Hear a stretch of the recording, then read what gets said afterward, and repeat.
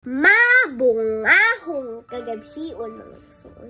Ug nasa ko'y i-share na verse mga igsoon or kadasig ninyo karong kagabion mga igsoon o kung ikadasig ninyo kagabion na mga igsoon kay Genesis 1:1.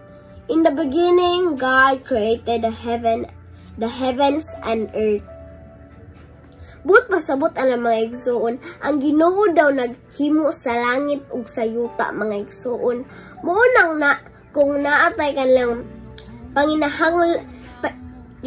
kinahanglan didto ta mangayo sa Ginoo kay siya may naghimo sa langit ug sa yuta. Kasi tag-iya sa tanang butang. Ang sayop nito mga tao dito tadagan sa mga tao di sa Ginoo. Munang magultaw say kay atong gipangayo ug gihatag. Pero kung adto ta mangayo sa Ginoo, ang Ginoo muhatag og bisan unsa, tanan jud latong gikinahanglan ihatag jud sa Ginoo.